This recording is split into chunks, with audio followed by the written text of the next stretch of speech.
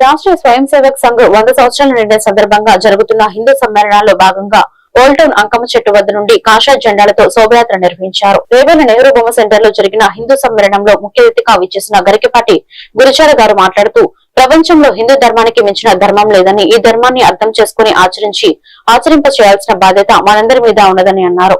ప్రతి విషయంలో ఆచరింప చేయడంలో, దేశభక్తిని నెలకొల్పడంలో, దేశాన్ని రక్షించడంలో ఆర్ఎస్ఎస్ 100 సంవత్సరాలు పూర్తి చేసుకుని ప్రపంచంలోనే మొదటి స్థానంలో ఉందని, అట్లాంటి హిందూ సమ్మేళనంలో మనందరం పాల్గొనడం మనందరి అదృష్టమన్నారు.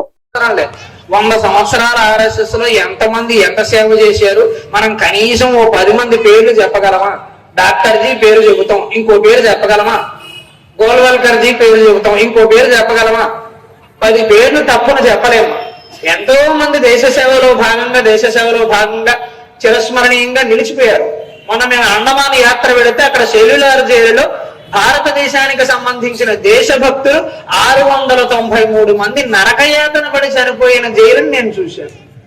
అది అందరూ చూసి అందరూ విచిత్రంగా ఫోటోలు తీసుకుంటారు, కళ్ళమట నీళ్లు కాస్తారే. నా ప్రశ్న అది కాదు. 693 మంది ఫోటోలు తీసుకోవడానికి అది ఏమన్నా తాజ్మహల్? 693 మంది నరకయాతన అనుభవించారు. ఆ జైలు చూస్తే నాకు గుండె తరుక్కుపోయింది. ఇంత త్యాగం చేసింది ఎవరి కోసం అయ్యా అంటే ఇటువంటి తరం కోసమా?